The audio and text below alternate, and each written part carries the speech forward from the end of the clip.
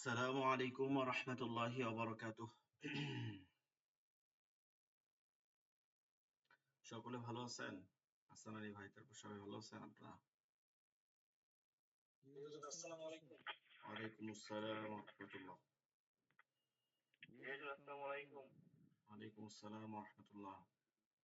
ভালো আছেন? আজকে তো আমাদের 19টা 18টা রোজা জি চলে গেল। আলহামদুলিল্লাহ। হ্যাঁ, অনেক তাড়াতাড়ি তো হয়ে গেল। জি।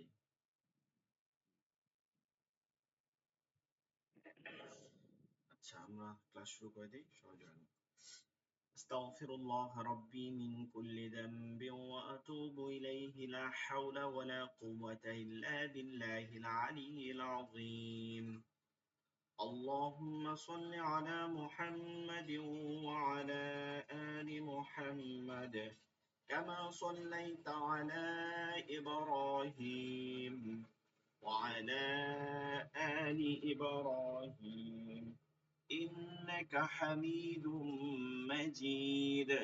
اللهم بارك على محمد وعلى آل محمد كما باركت على إبراهيم وعلى آل إبراهيم إنك حميد مجيد.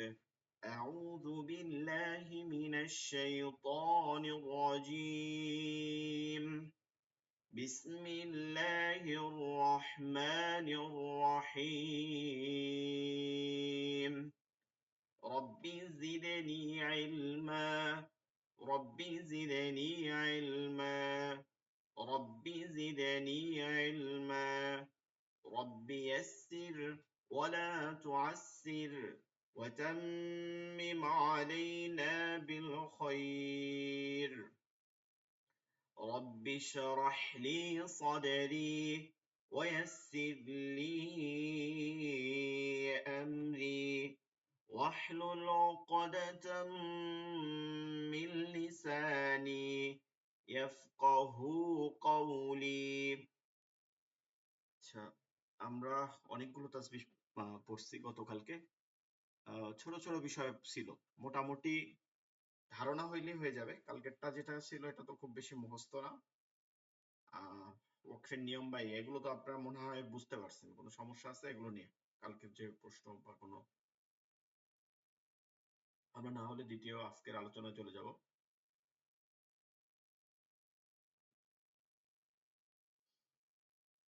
আচ্ছা, মনে হয় যে আপনারা বুঝতে পারছেন, এইটাই হচ্ছে কথা, যেহেতু বলতেছেন না। গতকালকে যে সাক্তা ওয়াকফ করার স্থান, মানে ওয়াকফ করার নিয়ম, তারপর হচ্ছে আরো যে বিষয়গুলো ছিল, মানে প্রথমে কিভাবে পড়তে হবে, আলিফ খালি আলিফ থাকলে হামজাতুল ওয়াসল, এইটা কিভাবে পড়তে হবে, এই বিষয়গুলো আলোচনা ছিল। বুঝছে হাসান আলী ভাই?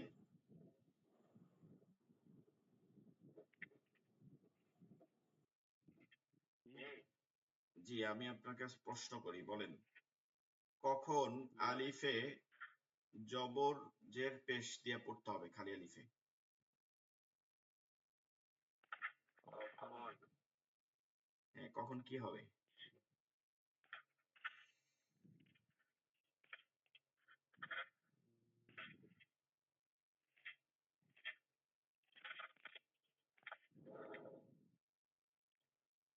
আচ্ছা, হয় নাই মেবি নাকি?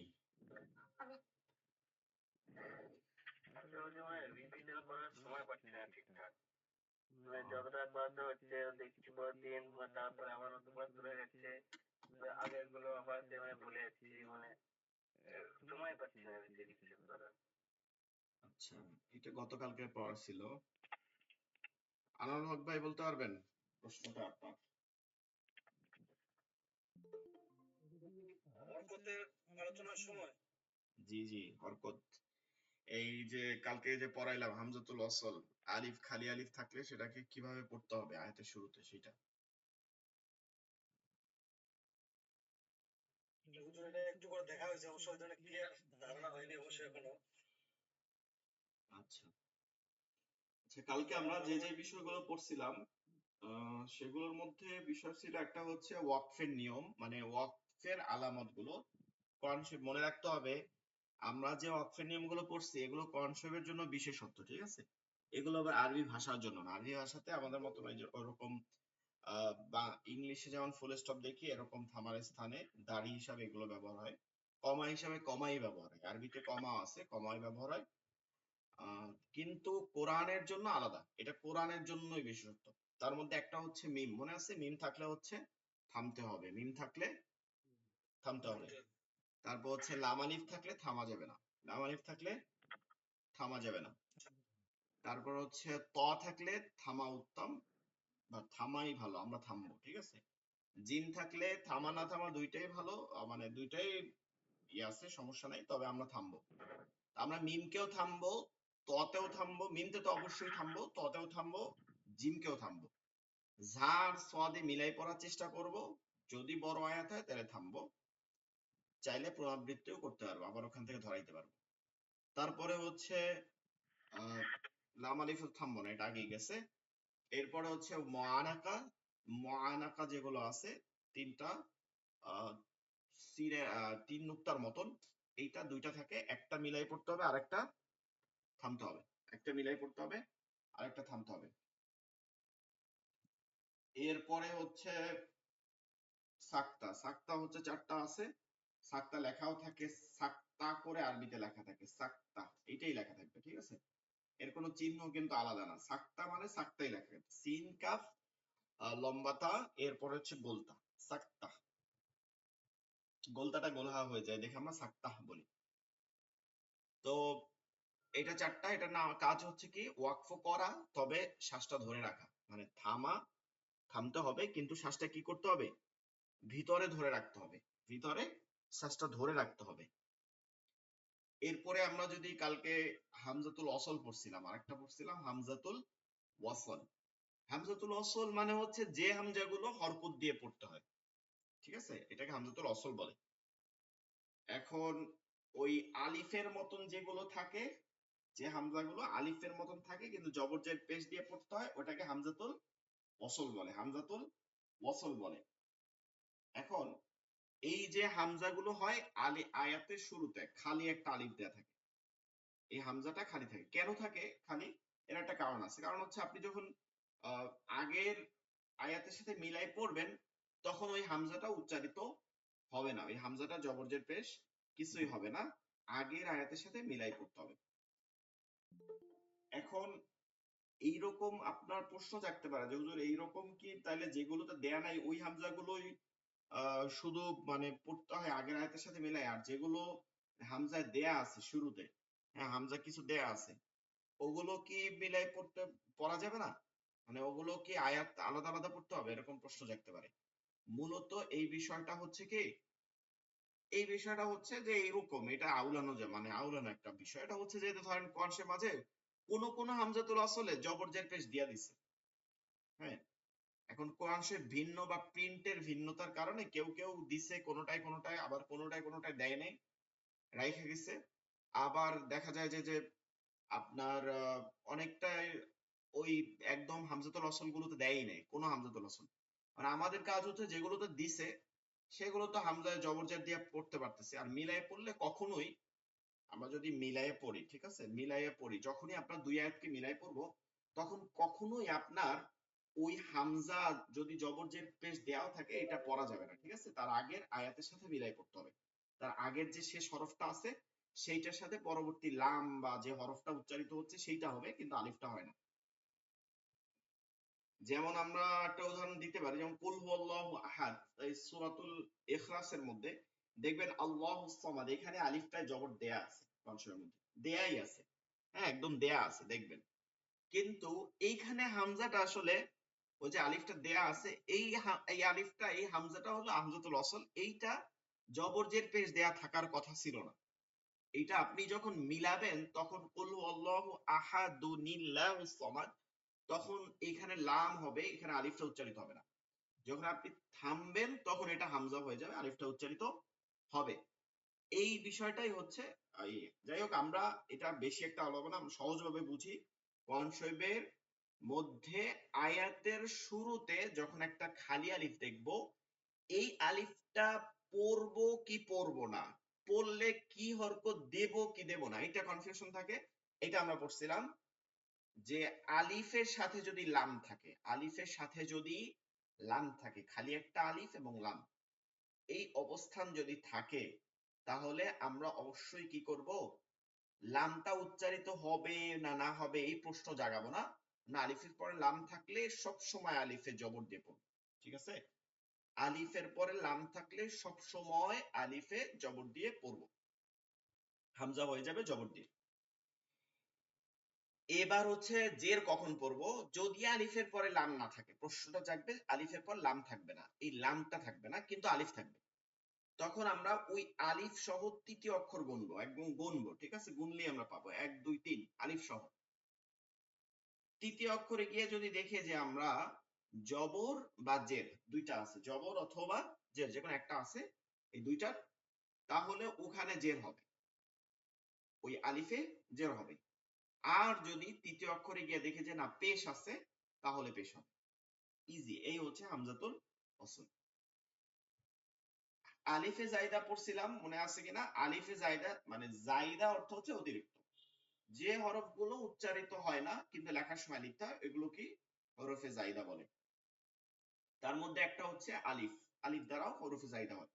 এর মানে হচ্ছে যে মাদ হয়, হয় মাদ, কিন্তু মাদ কিন্তু খালি আলিফ না, মাদ কিন্তু পড়া হয় আলিফকে, কিন্তু ওই আলিফটা উচ্চারিত হয় না, মাদটা হয় না, যে কারণে আলিফটা হরফে জায়দা হয়ে যায়, অতিরিক্ত হরফ লেখা হয়েছে ঠিকই মাদ হিসাবে, কিন্তু পড়া হয় নাই। এইরকম আলিফ গুলোতে কি দেয়া থাকবে, যেটা পড়া লাগবে না মাদ, সেটার উপরে গোল চিহ্ন দেয়া থাকবে, ঠিক আছে? গোল চিহ্ন, এটা আমরা কালকে দেখাইছিলাম, মনে আছে? গোল চিহ্ন দেয়া থাকবে। আর আরেকটা শব্দ আছে যে শব্দটা আমরা পড়লে বের করতে পারবো, সেটা কি? আনা। এই আনাটা থেকে গোল চিহ্ন দেয়া থাকে না, আনা আলিফটা কি থাকে না, গোল চিহ্ন, বাকি শব্দগুলোতে গোল চিহ্ন দেয়া থাকে, আনাটা একটু ভিন্ন করে পড়ে নিতে হয়। আনা শব্দে কি থাকে না, গোল থাকে না। এরকম 68টি শব্দ আছে, এই কোনোটাই টান হয় না। এখন আমরা কিভাবে মনে রাখবো যে আনা, আলিফ জবর আ, নুন খালি আর জবর না, এই যে আনা, এইভাবে শব্দ যখন পাবো, তখন ওই আনাগুলোতে টান দিব না, শুধু 4টা আনা বাদে। কয়টা আনা? 4টা। 4 আনা, 4 আনা, 4 আনা, 4 আনা। আনা বা একভাবে একসাথে, আনা বা, আনা বু, আনা মিলা, আনা সিয়া, এই 4 আনা বাদে কোরআন শরীফে যত আনা পাবো চোখ বুজে টান দিব না, ঠিক আছে? আনা পাইলেই টান দিব না। কোন আনা দিয়া? লম্বা, লম্বা হামজার আনা দিয়া, লম্বা হামজার আনা দিয়া। গোল হামজার আনা আসলে থাকেও কম, এর জন্য এটা নিয়ে অতটা কনফিউশনের কিছু নাই। এই তো আমরা এইটাই পড়াইছিলাম, জিজ্ঞাসা করলাম তা তো হইল না দুই তিনজনের। তো আমরা একটা উদাহরণ দেখে আজকের পড়ায় যাব। চলেন আজকে আমরা একটা উদাহরণে যাই। হামজাতুল ওয়াসল যেটা আছে, এটা অনেকের বুঝতে কষ্ট হয়, হামজাতুল ওয়াসলটাই একটু সমাধান করি, তাহলে কনসেপ্ট বুঝতে আপনাদের।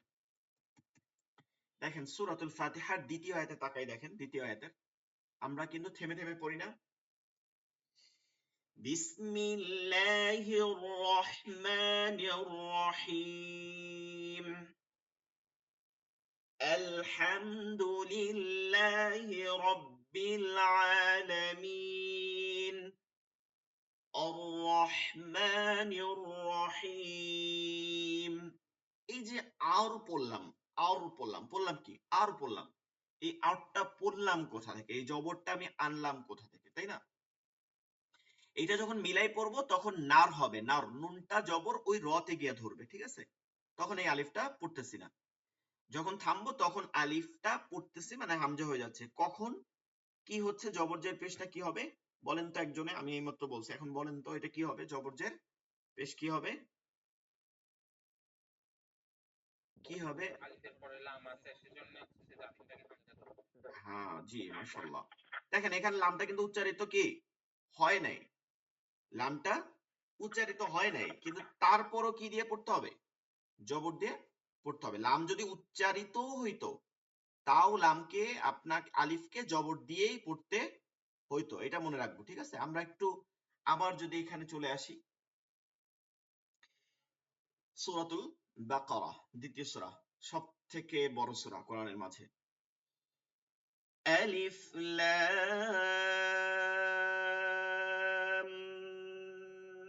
মিম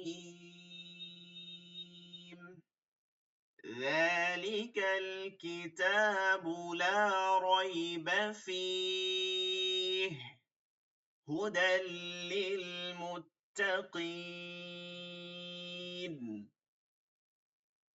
এখন কি পড়বো? আলিফে আমরা যদি মিলাই পড়তাম তাহলে লিল মুত্তাকি নাল্লাযিনা পড়তাম। এখন এখানে আলিফের পরে আলিফকে কি করব? জবর দেব, কারণ ওই যে আলিফের পরে লাম আছে, কিন্তু লামটা কি এখানে কি হয়েছে? উচ্চারিত হয়েছে।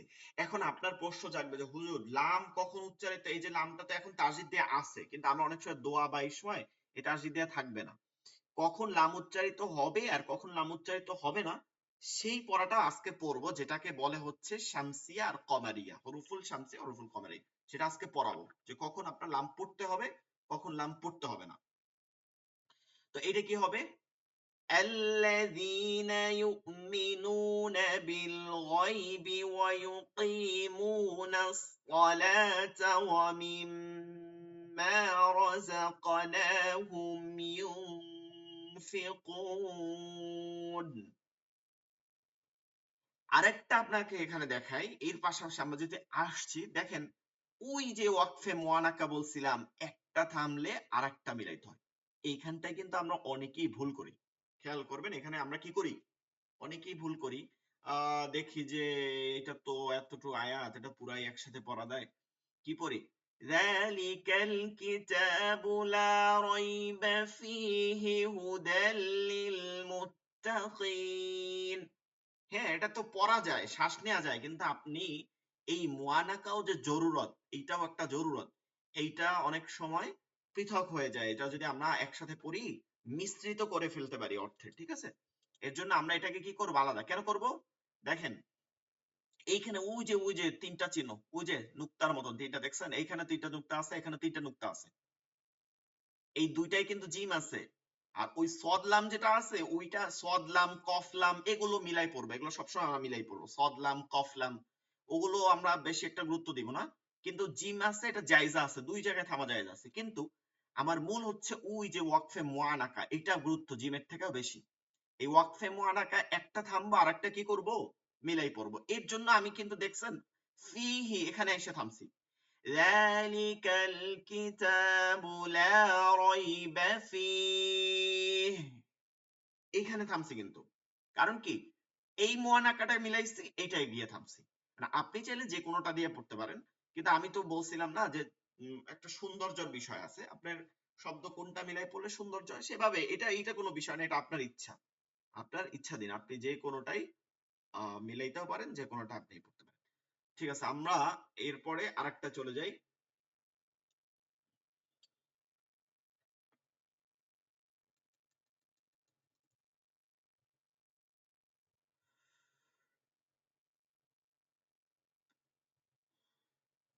আচ্ছা, এইখানে আচ্ছা আমরা আয়াত নাম্বার তো আরবি নাম্বার বললেও বুঝতে পারবেন না।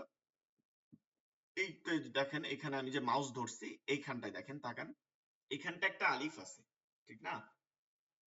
বলেন একজনে বলেন দেখি এটা কি হবে, জবর হবে না, জের হবে না, পেশ হবে? যেটা জের হবে। জের হবে, ব্যাখ্যা বলেন। তিন নম্বর এতে জের আছে। জি মাশাআল্লাহ, ঠিক আছে, জের আছে দেখে এটা কি হয়েছে? জের হয়েছে। যদি মিলাই পড়ি তাহলে কি হবে? يا أيتها النفس المطمئنة ترجعي إلى ربك راضية مرضية। আর মিলায় থামে পড়লে ارجعي إلى ربك راضية مرضية। এখন এইখানে একটা কাহিনী করছি, আপনি খেয়াল করছেন কিনা আপনারা বলেন তো, একটা কাহিনী করছি। তাসবিহ যদি কেউ পড়ে থাকেন ঠিক মতন আমার ক্লাসগুলো, তাহলে একটা আমি পড়ছি যেটা আপনারা কেউ ধরতে পারছেন না। আমি ইউর রকে কি করছি বলেন তো? পুর করছি কিন্তু ইউর, কিন্তু ইর বলি নাই, ইউর বলছি। কেন পুর পড়ছি বলতে পারবেন কেউ?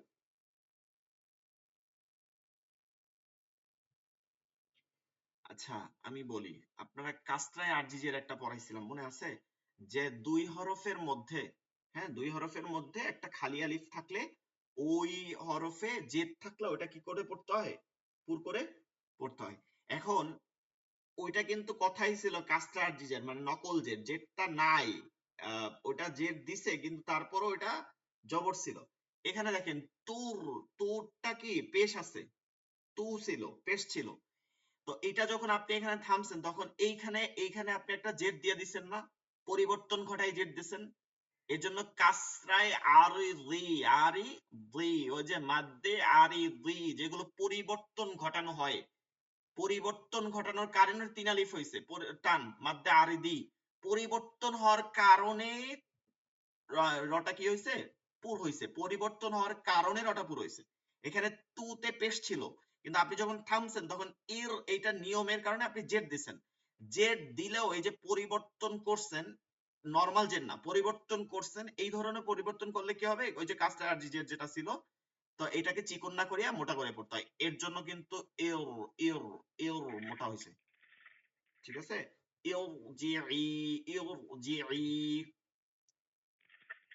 আচ্ছা এবার কথা হচ্ছে, যদি আপনি এগুলো না বুঝেন, যে এগুলো আসলে বোঝাও যে খুব সহজ এমন না, অনেক, এটা যদি আপনি এগুলো এই যে র, পুর, বারিক, চেকন, এগুলোতে অর্থের বিকৃত হয় না বা কোনো ইয়ে হয় না। আপনারা যদি যেটা দুই একটা তো নাও বুঝতে পারেন, এতে সমস্যা হবে না, আপনারা পড়ে যাবেন। ঠিক আছে? এগুলো আসলে দীর্ঘ সময় চর্চা করতে হবে। আপনারা তো আসলে পড়া দিলে সেটাই পড়েন না, তারপরে আর কি বুঝাবো? ঠিক আছে? চর্চা করলে আপনারা এটা ক্লিয়ার হয়ে যাবেন, তখন আস্তে আস্তে র, পুর, বারিক কোনটা কি করতে হবে এটা আপনি বুঝে যাবেন। আচ্ছা এটা জের পাইলাম, একটা পেশেরটা পড়ি আমরা, পেশ।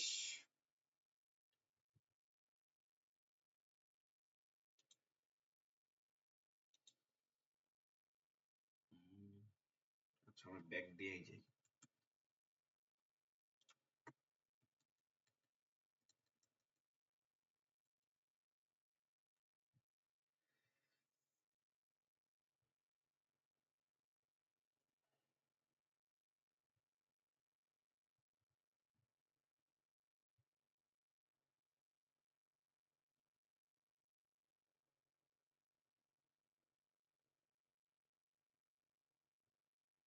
আচ্ছা আমরা আরেকটা কাজ করবো, সাকটাও দেখাবো একটু, সাকটা দেখাবো অবশ্যই, সাকটা দেখাও গুরুত্বপূর্ণ একটা বিষয় আছে।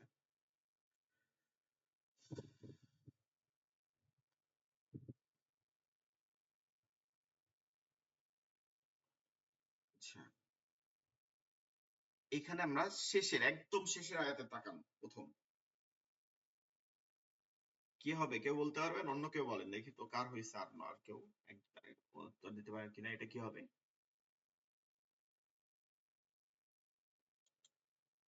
যেটা পেশ হবে এটা এটা পেশ হবে। ঠিক আছে, এটা পেশ হবে। পেশ হবে। তাহলে আমরা এই বিষয়গুলো বুঝতে পারলাম, এটা উদুখুলুহা হবে। ঠিক আছে, উদুখুলুহা। এখন আরেকটা জিনিস এখানে ক্লিয়ার করি, তারপর আমরা যাই। আহ, এটা উদুখুলুহা হবে, যে খতে পেশ আছে। আরেকটা জিনিস দেখেন, এইখানে দেখেন মুনিবি একটা নুন আছে, হ্যাঁ, মুনিবি নিদখুলুহা, তখন কিন্তু বিদখুলুহা পড়ি নাই। অথচ ওইখানে যে দেখাইলাম ইয়া আইয়াতুন নাফসুল মুতমাইন্না তুরজিআই, ওখানে কিন্তু তুনিরজিআই পড়ি নাই, তুরজিআই পড়ছে। আবার এখানে মুনি বিনিদখুলি পড়ছে। আপনারা এটাকে বলে নুনে কুতুনি, আজকে পড়াবো। এই নুনে কুতুনি মূলত ছোট নুন দেয়া থাকে। আপনারা যেই যে আয়াতের শেষে নুনে কুতুনি দেয়া থাকবে ছোট নুন, আপনি মিলাই পড়লে এই নুনকে দিয়া পড়বেন। ঠিক আছে, মনি বি নিদে খুলু পড়বেন, নুনকে যেটা আছে সেই হরকত দিয়ে। আর যেগুলোতে নুনে কুতুনি দেয়া নাই, নুনে কুতুনি দেয়া নাই, সেগুলোতে যা আছে তাই দিয়ে পড়বেন। শুধু একটা সূরার একটা আয়াত দেখাবো, সেটা হচ্ছে সূরাতুল ইখলাসের ক্ষেত্রে নুনে কুতুনি দেয়া নাই। এটা একটা মিস্টেকের কারণে নুনে কুতুনি দেয়া নাই, তবে নুনে কুতুনি দিয়ে ওটা পড়তে হবে। এটা আমরা নুনে কুতুনি পড়লে, নিয়ম পড়লেই দিতে পারবো, আমরা ইচ্ছা করলেই দিতে পারবো, নুনে কুতুনি ইচ্ছা করলেই দিতে পারবো। ঠিক আছে, যে কোনো জায়গা দিয়ে। তো এই হচ্ছে এই নিয়মটা। আরেকটা যাব হচ্ছে আমরা সাক্তাটা যে পড়ি, সাক্তাটা কেমন পড়ি এটা একটু দেখাই একটা আয়াতে।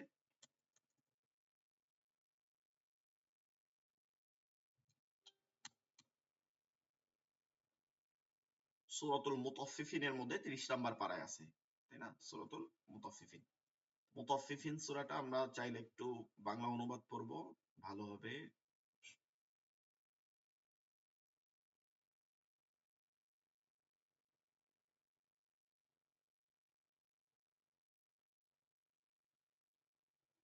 আচ্ছা, আমরা এখানে দেখতেছি এই যে কালকে বলছিলাম লেখা আছে দেখছেন সাক্তা, একদম স্পষ্ট করে লেখা আছে সাক্তা।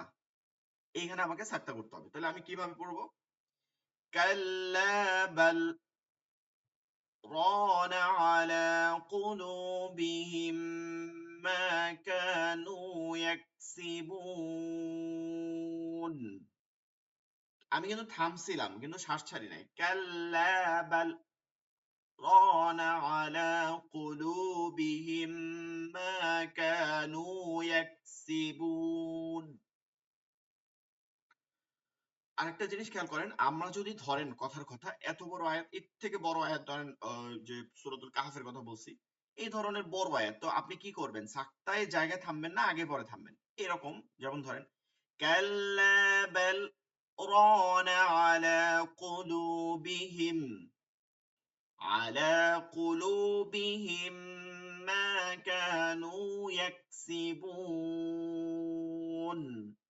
এরকম আপনি চাইলে যে কোনো জায়গায় আপনি থাইমা এভাবে মিলাই পড়বেন। এই যে যেমন আবার এখানে থামলাম, কাল্লা ইন্নাহুম عن ربهم يومئذ لمحجوبون।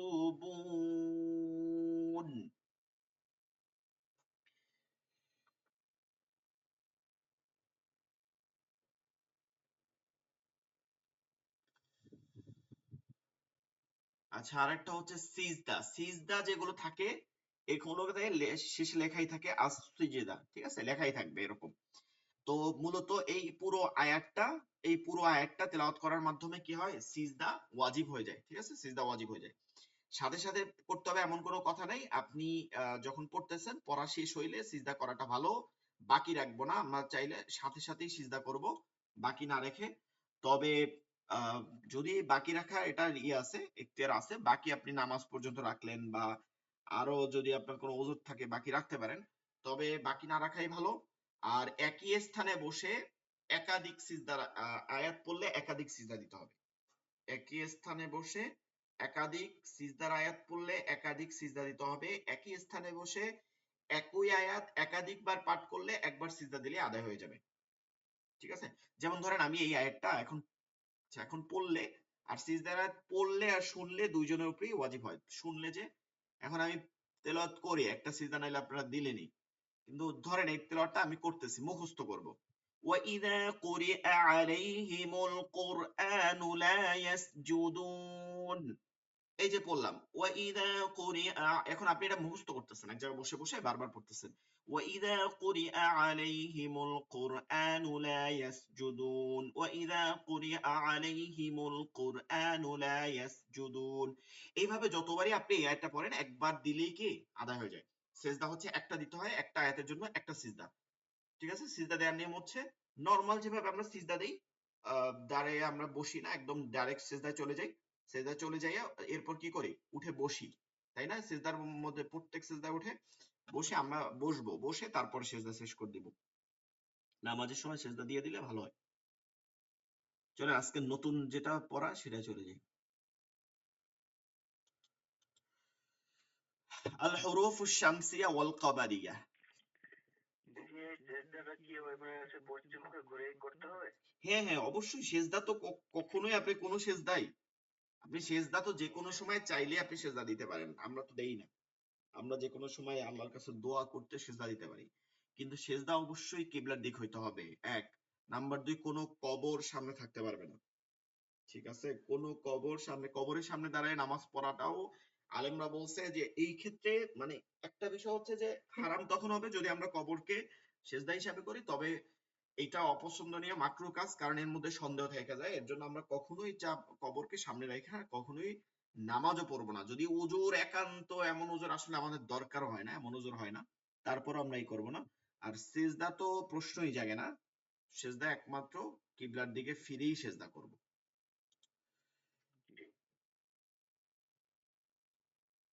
আচ্ছা, হরুফে শামসি ও কমারি। এখন এখান থেকে আমরা একটু কথা বুঝি। শামসুন মানে হচ্ছে সূর্য, কমারুন মানে হচ্ছে কি চন্দ্র। আমরা এক সময় মানে এইরকমও শুনছি না যে এরকম ব্যাখ্যা দিছে কেউ কেউ কি সূর্য থেকে চন্দ্র সূর্য থেকে আলো নেয়, এরকম কথাও তো আমরা শুনছি, তাই না? তো বিষয়টা হচ্ছে ওরকম না, ওটা প্রত্যেকের নিজস্ব আলো আছে। কিন্তু শামসি মানে হচ্ছে কি সূর্য শক্তিশালী, এভাবে একটা ভাব থাকে। কমারি মানে কি চন্দ্র হচ্ছে কি নরম ভাব থাকে, এটা শক্তিটা কম থাকে সূর্য থেকে। তো এইভাবে হিসাব করেন। আবার চন্দ্র তো আসলে ছোট, আর সূর্য তো বিশাল, ও তো 9 লক্ষ কোটি না কত এরকম বড় আমাদের পৃথিবীর থেকে। তো এইরকম আপনার সূর্য শক্তিশালী।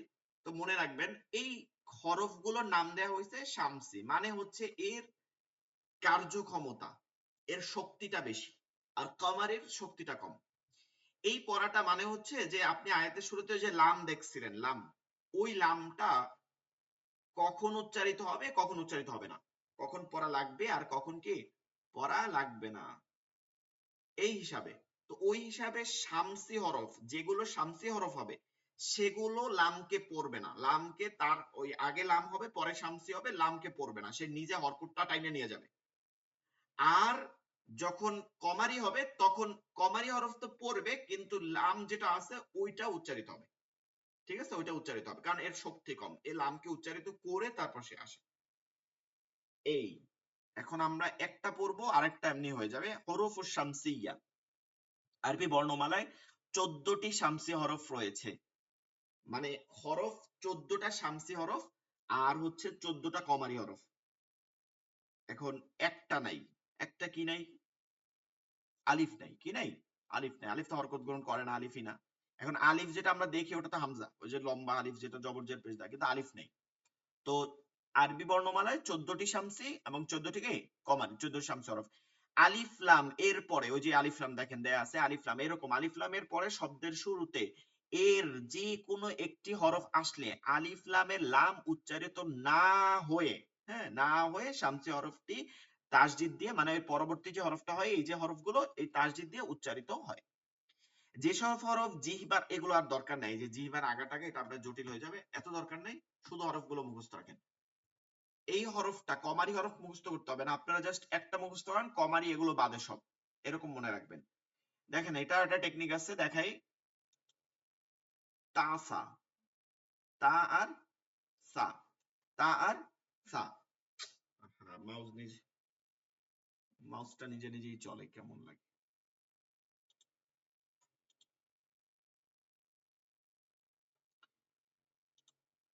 আচ্ছা, তাসা কি বললাম? তাসা, এটা মনে রাখবেন। এরপরে দাল থেকে, দাল থেকে, দাল থেকে, দাল থেকে টানা একদম, দাল থেকে জ, দাল থেকে জ, দাল থেকে জ, লাম নুন।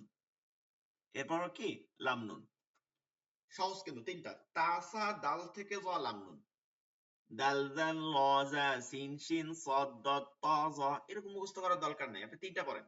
তাসা, বা এরকম পড়তে পারেন, তাসা লাম নুন দাল থেকে জ, তাসা লাম নুন দাল থেকে জ, তাসা লাম নুন দাল থেকে জ, তাসা লাম নুন দাল থেকে জ। শামসি হরফ পাইছেন? তাসা তাসা, তাসা লাম নুন দাল থেকে জ, তাসা লাম নুন দাল থেকে জ।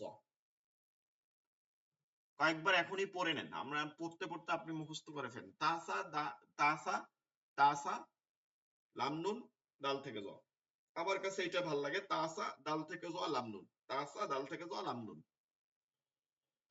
আচ্ছা এবার দেখেন, এই যে আলিফটায় জবর হইছে না, আত-তাকাসুর, আলহাকুমুত তাকাসুর, এই যে আত-তাকাসুর, এই যে লামটা উচ্চারিত হয় না কেন? এই তা, তা আছে, এই যে তা, শামসি হরফ আছে, তা শামসি। তাহতাস সারা, তাহতাস সারা, এই যে লামটা উচ্চারণ হয় নাই কেন? হয় নাই? ওই যে সা, শামসি হরফ। এইভাবে করে করে আপনি যেখানেই যাবেন, লাহুদ্দিন আলাইহি যিকর ও হুয়ার রহমান, এইভাবে ওই যে সূরা ফাতিহার মধ্যে আর রহমান পড়েন, ওখানেও লাম ছিল, কিন্তু ওটা পড়ি নাই। কেন না পড়ি নাই? ওইটা আমরা কেন পড়লাম না? ঠিক আছে, আমরা যাব, আবার যখন যাব তখন দেখাবো। ওইখানে আর রহমান লামটা কেন পড়লাম না? কারণ র হচ্ছে শামসি হরফ, অথচ আলহামদু ওইটা পড়ছিলাম, কারণ ওটা হা হচ্ছে কমারি হরফ, হা নাই এটার মধ্যে। আসেন কমারি, কমারি হরুফুল কমারিয়া, এটা আমরা অলরেডি পেয়ে গেছি। 14টি হরফ হচ্ছে কমারিয়া। আলিফ লামের পরে শব্দের শুরুতে এই হরফগুলো আসলে কি করতে হয়? আলিফ লামে লাম উচ্চারিত হয়। হরফগুলো এই হরফ হচ্ছে কি, এগুলো আপনারা আর দেখবেন না, এগুলো দেখার দরকার নেই। বলবেন যে শামসি বাদে কমারি সব। আলিফটা এমনি মাইনাস, শামসি বাদে কমারি সব। শামসি বাদে, তাহলে শামসি কি কি? তাসা, দাল থেকে জ, লাম নুন, আর বাকি সব কমারি। আপনি খালি এই তিনটা বের করবেন। দেখেন, হাযাল বাইত, এই যে হাযাল বা, এই যে বা এর কারণে এই লামটা পড়া উচ্চারিত হয়েছে। বা তো উচ্চারিত এমনি হবেই, কমারি হরফ শামসি হরফ তো পড়া লাগবে, কিন্তু তার আগের লামটা পড়া লাগবে কি লাগবে না, এটা হচ্ছে এই ফিল জাহিম, এই যে জিম কমারিয়া, ফিল হায়াতি। ঠিক আছে,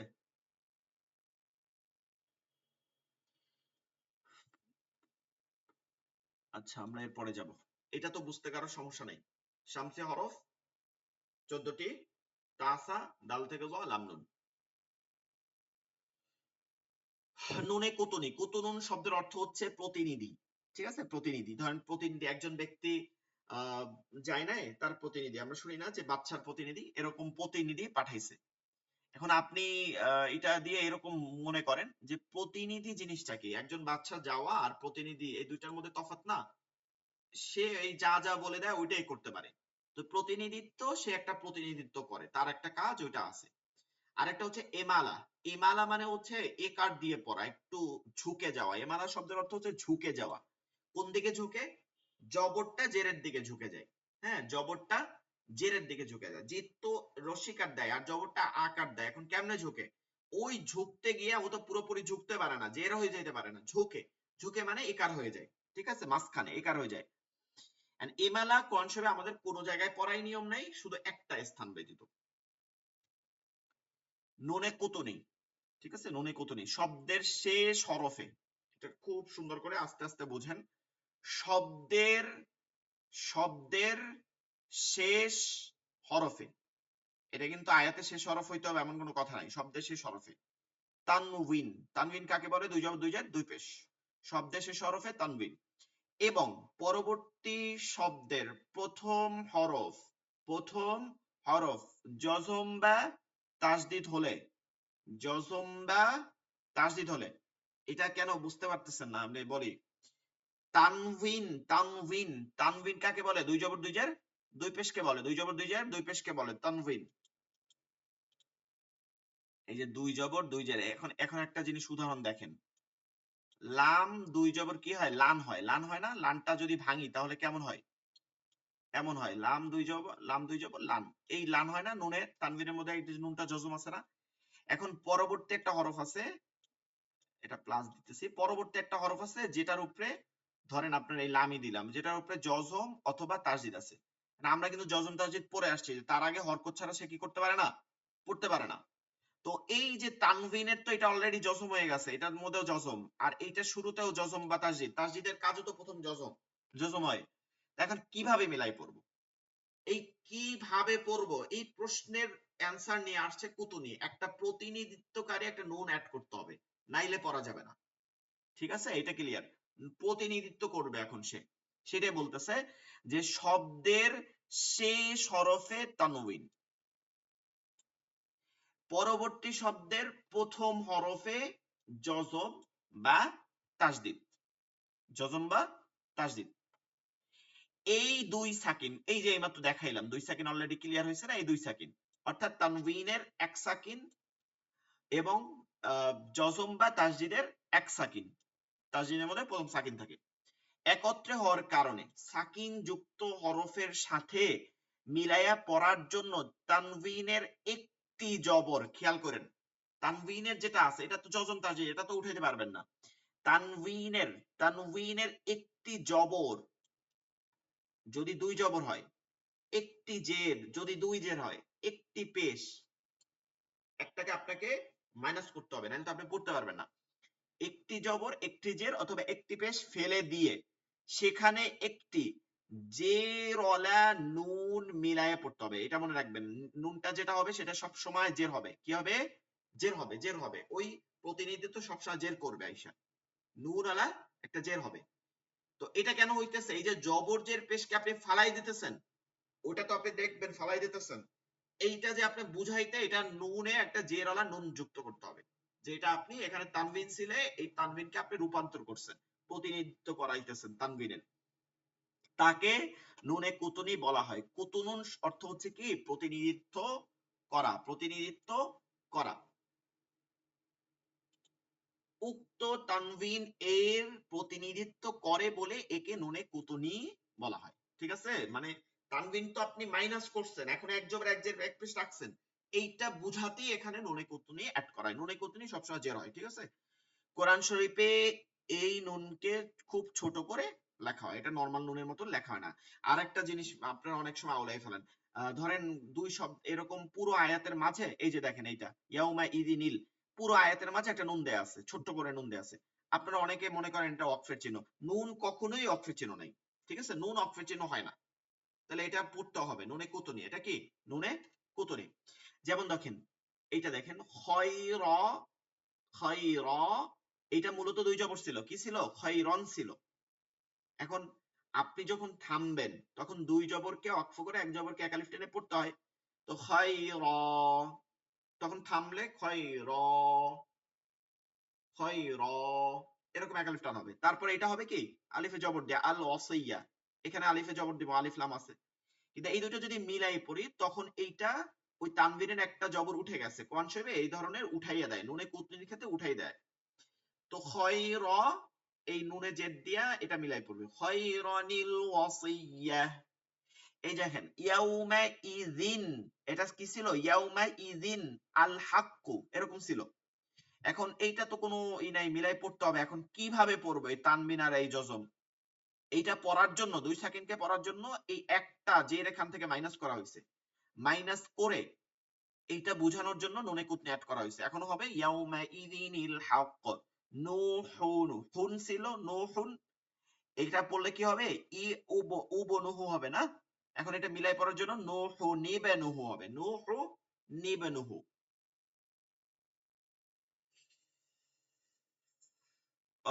পড়ার নিয়ম এটা আপনাদেরকে এখানে দিয়ে দেওয়া হয়েছে, সূরাতুল হুমাজার মধ্যে আমরা দেখতে পাই। ঠিক আছে? সূরাতুল হুমাজার মধ্যে আমি দেখাবো অনেক অংশে গেলে। যেমন ওয়াইলুল লিকুল্লি হুমাজাতিল লুমাজাহ, এই গোলতা আছে গোলহা হবে, গোলতা আছে গোলহা হবে। আর এটা হবে আল্লাযী, এটা জবর দিয়ে পড়তে হবে, আল্লাযী, আলিফের পর লাম আছে। আর আপনি যখন মিলাই পড়বেন তখন এই লুমাজাতি তিল্লাযী পড়া যাবে না, কারণ কি? এই তাতে দুই জের ছিল, দুই জের ছিল। তো তখন আপনার পড়তে হবে ওয়াইলুল লিকুল্লি হুমাজাতি নিল্লাযী, ওয়াইলুল লিকুল্লি হুমাজাতি নিল্লাযী। থামলে হবে এইটা লুমাজাহ আল্লাযী, আর মিলাই পড়লে লুমাজাতি নিল্লাযী। আলিমু নিল্লাযী হবে, আর থামলে হবে আলিম আল্লাযী। নুনে কুতুনি কোরআন শরীফে দেয়াই থাকে, খেয়াল করবেন, থামলে যেটা ওয়াকফের নিয়ম আমরা পড়ছি ওরকম থামবো, আর মিলাই পড়লে নুনে কুতুনিকে নিয়ে পড়বো। আচ্ছা, আরেকটা প্রশ্ন জাগতে পারে আপনাদের কাছে যে হুজুর আরো বেশ কিছু, যেমন ইদগামে বাগুন্না পড়ছিলাম না আমরা, ইদগামে বাগুন্না বা বেলাগুন্না, ওর ক্ষেত্রেও কিন্তু এই তানবিন থাকে। রসুলুম এরপর মিমে কিন্তু তাসদিদ থাকে, সিরাতম এরপর মিমে কিন্তু তাসদিদ থাকে, এরপরে হচ্ছে এই যে রতে তাসদিদ থাকে, তানবিনের পরে রতে তাসদিদ থাকে। এখন এইখানে কেন এই তাসদিদটাকে কেন আপনারা দিল না, নুনে কুতনি কেন দিল না? তাহলে মিলাইলো কেমনে? আমি পড়ানোর সময় এই কথাটা বলছিলাম, আপনারা খেয়াল করছিলেন কিনা, মনে আছে কিনা, ভিডিওটা দেখেন, রেকর্ডিং মধ্যে আছে আমার, যে তানউইনের পরে নুন সাকিন ও তানউইনের পরে মিম আসার কারণে এইটা মিলাই পড়তে হবে। দোয়া বা হাদিসের মধ্যে এরকমই থাকে, তাসদিদ দেয়াই থাকে না, এই তাসদিদটা থাকেই না। এই তাসদিদটা হচ্ছে আমরা পড়তে পারি না দেখে কোরআন শরীফের মধ্যে দেয়া থাকে, এই দিয়াই এই নুনে কুতুনির মধ্যে আওলায় গেছে। এই তাসদিদটা তো আমরা দিতেছি মিলাইয়া পড়ার জন্য, এটা নাই, এটা আপনি দিতেছি না এই তানবিন হওয়ার কারণে।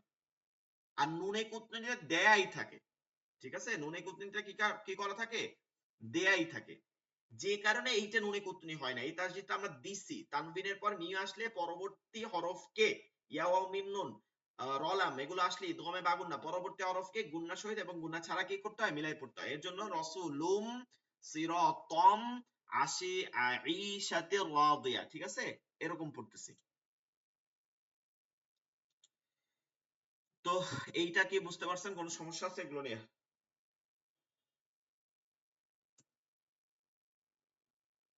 আচ্ছা, এমালা, এমালা এমালা অর্থ হচ্ছে ঝুঁকিয়ে দেয়া, অর্থাৎ যে যেসব জবরের দিকে ঝুঁকিয়ে জের উচ্চারণ হয় বা জের ও জবরের মধ্যবর্তী হয় তাকে এমালা বলে।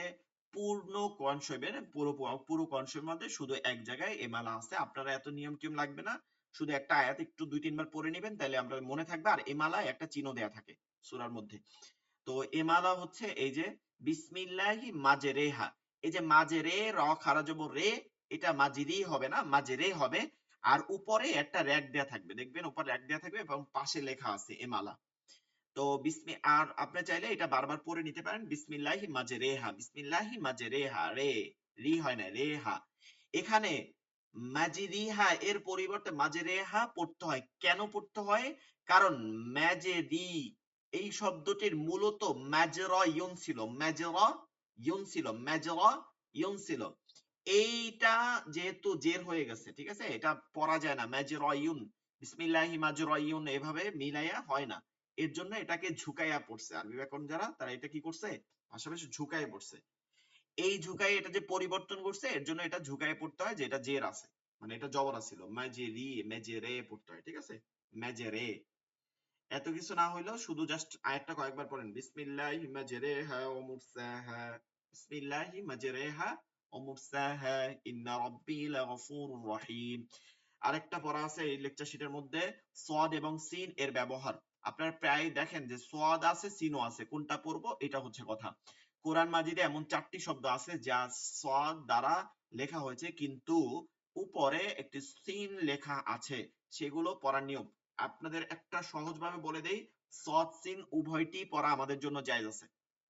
1 নম্বর কথা, সদ সিন উভয়টি পড়া কি আছে, জায়েজ আছে। এই ধরনের সদ এবং সিন এই দুইটা দেয়া হয় এই কারণে যে আপনি চাইলে সদও পড়তে পারেন, চাইলে সিনও পড়তে পারেন। তবে উত্তম একটা বিষয় আছে যে এটা আমরা যেভাবে পড়ি, সূরা বাকারা এবং সূরা বাকারা এবং সূরা আরাফের প্রথম যে এখানে সদ দেয়া থাকে এবং সিন দেয়া থাকে, এই শব্দের প্রথম এই যে এগুলো সিন পড়তে হয়, মানে সিন পড়াটা উত্তম। পড়তে হয় এই কথাটা আমি মানি না, সিন পড়াটা উত্তম, সিন পড়াটা কি উত্তম, পড়াটাই ভালো, আমরা পড়িও এরকম, কিন্তু তারপরে বলবো আপনি দুইটাই পড়তে পারবেন। ইয়াবসুতু, ব্যাস, ঠিক আছে, ইয়াবসুতু এরকম সিন পড়া, ইয়াবসুতু।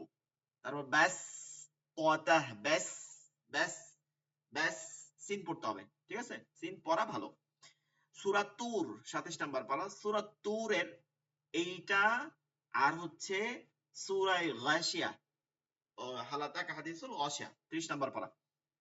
এই দুই জায়গার ক্ষেত্রে মাঝখানে এটা বলা হয়েছে সিন সদ উভয়টি পড়া যাবে, আর শেষেরটা হচ্ছে সদ পড়া উত্তম।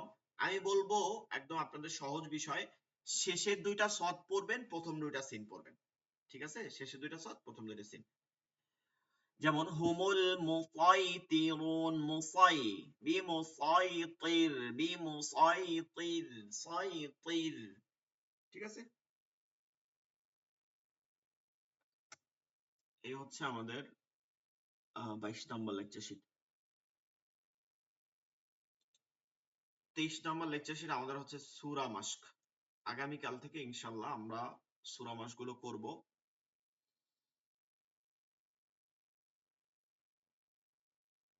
আমরা একটু কনসেপ্টে যাইয়া একটা ব্যাখ্যা কাজ কি করে দেই, এরপরে আমরা এখন শেষ করে দেব ইনশাআল্লাহ।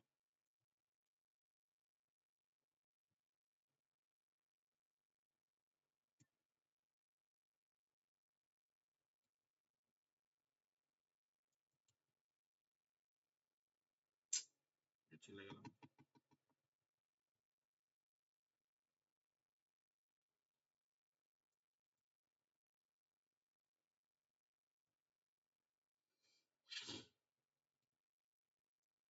আচ্ছা এখানে ওই যে এইমাত্র বললাম নুনে কুতুনি, এই যে দেখেন এটা নুনে কুতুনি দেয়া আছে, এই যে তো ওয়াইলুল লিকুল্লি হুমাজাতিন লুমাজা আল্লাযী, এটা এই যে লাম আছে এজন্য জবর হবে, তিন মিলাই পড়লে ওয়াইলুল লিকুল্লি হুমাজাতিন নিল্লাযী, ঠিক আছে, লিল্লাযী।